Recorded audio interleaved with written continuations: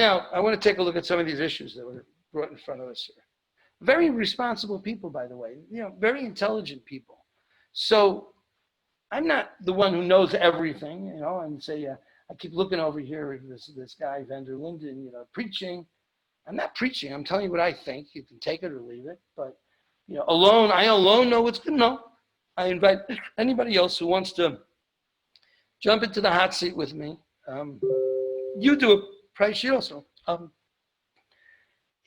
thinking about, the World Federation of Diamond Bourses wants to do a trading platform. I'm delighted. Great. Someone else to take some of the heat. Okay? They'll show prices going down as well, if they're honest. I assume they will be. And fine, it's not Rappaport, it's the market.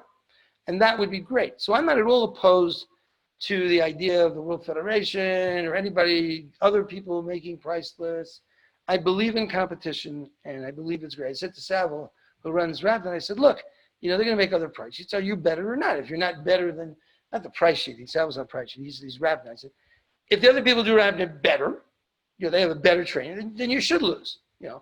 We have to add value, and we have to compete in a market. So I'm not at all pushed away. I think the battle is about transparent pricing. Anybody that comes along and promotes transparent pricing in the diamond industry is a friend of ours. And I don't mind that they're competing. It's good. They're helping to pave a path through the jungle over here. So I'm with it. Now, so first of all, why not publish one price a year? Because it's going to totally not meet the needs of the buyers. The buyers are going to look at this thing and they're going to go, what is that? And they don't work on discounts the way the trade does. Now, it's normal for people in the trade to see things from the trade's perspective. And that's fine. I need to see things from the buyer's perspective equally as I would see them from the trade's perspective.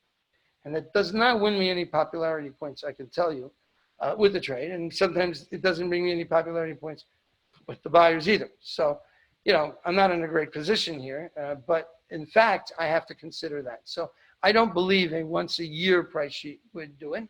I'm going to once a month because I'm listening and I'm understanding, and I want to be, what's that word, sensitive to, or I forgot the word. I'm supposed to know that word. My guys, my marketing, empathy. I have to have empathy for everybody, and that's just a word, but I really mean it in my heart. I really want to consider what everyone's saying and try to move in that direction. But also, even as we do the price sheet once a month, we're going to have those discount prices going out there so people get information.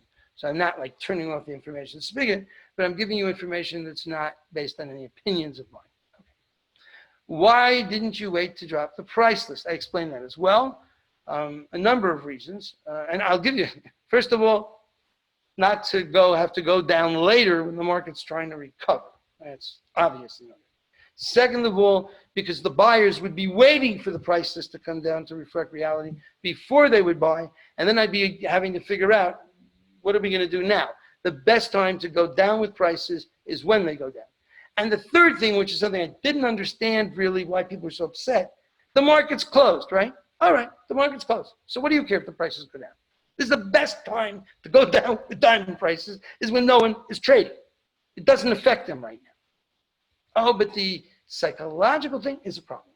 I cannot, the tone, how people are feeling, I agree with you. And it's terrible, and I'm sad about it, and I'm sorry about it. And I wish there was another way to do that. But when it comes to the reality of the market, our job is to let people know what we think, opinion, prices, and to put it out there. And we can't say we're going to play psychologists. But the fact of the matter is, in my view, and I know that maybe out of 1,000 people, 999 are going to disagree with me. I know that. And, what can I tell you? The best time to go down with prices is when the market's closed, because it doesn't affect anybody's trading. They can digest it, and then they can wait for it to go up and sell into an upward moving market, hopefully. But God knows how long coronavirus is going to be. God knows how big inventories. There are big inventories, and we have no idea what's going to happen. Okay. So that was a bad idea, lowering prices. People told me, don't do it. And buyers need to know when prices are low. And remember, we're not dealing with transaction prices. We're dealing with asking prices. Today, there's still people putting buy requests on RapDebt. There's still people offering goods. I have talked to some people who are still selling goods because we're all moving to this digital world. Now, I know people can't get to the office and ship goods, and we'll talk about that. But in fact, some people are actually still doing business. So China's going to come back, guys. I hope there'll be no second thing like there is in Hong Kong right now. I've been talking to Hong Kong. We have a team in Hong Kong, a staff. But I'm hoping that China will in fact come back in a matter of weeks and not months, and they have to be able to trade. So we have to have prices out there. We're not going to freeze. And I have a whole discussion that I gave the last time I gave a talk about freezing, like a deer in the road, in the car, in the headlights, and the deer freezes, and bam, deer meat. But if the deer moves, then there's hope. And it's very important that as soon as possible and as good as we can, we don't hide under our beds and we don't do stuff. And I know you can't do much today, it's okay, but it's going to get better. And then we have to think about being digital freaks. We have to think about how are we going to be digitally trading? Because the world's gone digital big time. Not just you're working from home, not just everybody became Zoomies, not just your kids are getting educated, not just your entertainment's at home, but everything's electronic. The digital thing, when this is over, soon, we're not going back to the normal world. There'll still be needs to see jewelry and there'll still be people desirous to do that stuff, but we're not going back to the normal world. So we need to get into digital ASAP, and that's a great thing to do while you're stuck at home, is to experiment, look at things, see what's on the web, get into as many digital concepts as you can and think about how you can do business digitally, how you can do inbound marketing. There's a lot of stuff you could learn and do that's going to be very relevant when this is over. Anyways, why didn't you wait to drop? It would have been a disaster to wait. I think waiting to drop the price list until the markets came back and tried to reestablish themselves when China comes back in, no, not good. And I explained also that everyone's going to be waiting for the prices to come down, a lot of them to buy. So I wanted to get rid of that. Now, why to drop the list if there's no transactions? My friends, we're dealing with asking prices. Okay, they may not be as good and this and that, but we knew what was going on March 20th, absolutely clear. And I don't think anybody questions that prices went down. Nobody. And maybe someone is out there, I mentioned the people, but most rational people don't question it. So there's no transactions price. Okay, so what? Are asking prices cheaper? Is that price that I'm giving you, this numeric price, this higher level price, this market clearing price, it doesn't exist? Of course it exists. So we're not placing every day, this guy made a transaction and sold it in 90 days, that guy made a transaction and sold it in a memo, the third people may, no.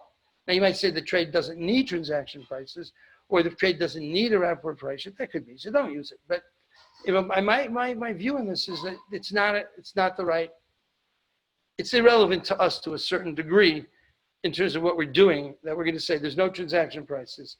Do we have asking prices? Do people want to sell? Yeah. Are people disclosing transactions prices normally? Not really. They don't want to. I mean, there's a lot of baloney out there, but my job now isn't to talk about baloney or other people. But the bottom line is there are asking prices that we can track really well, and we know what we're doing with them. Now, shouldn't there be no list when we're in crisis? That's an interesting point here. You say, listen, go to sleep. And the truth of the matter was, people were so upset, and I was thinking to myself, what am I going to do with this price list? That I said, okay, let me try to have empathy, let me listen to people. And we didn't do it in 43 years. I said, don't be a stubborn idiot. Listen to people, vent to them. Don't publish, and which I'm happy to do, because it's all right. The world's not going to end if we don't publish for a month. So I said, fine. And I talked about it with our team, and I was in it less time, they do more time. So we got May 1. Now, what's the deal with this no listed crisis? And this drove me to a very interesting point. The history of diamonds is that diamonds are a store of value in difficult times. So if you have a real tough time, you take the diamonds, you can sell it, you can get rid of it, someone will buy it. Now I agree, now it's kind of weird because everyone's at home and no one can go and no one can see, and so you can't really talk about it. But I'm not talking about, so sad New York City is horrible now. It's terrible, the coronavirus. I'm not talking about New York only. In Hong Kong, they're moving around. I was talking to somebody who was in the office. So where are we when markets get tough? Prices go down. Things are difficult. Does the industry have liquidity? Does the industry back up the product? Are diamonds a store of value in troubled times? Now, historically, they were. People always believed, buyers believe they are. And so I'm not going to support the idea that the industry should climb under their bed and hide when we're in crisis. In fact, it's the best opportunity to buy. And aside from the coronavirus situation, which is, impossible to do business for many people. Certainly India is closed 21 days this day. Can't ship goods. I'm still saying to you, the idea of a crisis is when the diamond industry should show its real colors and support and buy cheap. I don't care what the price is, okay? But it's like no hiding allowed.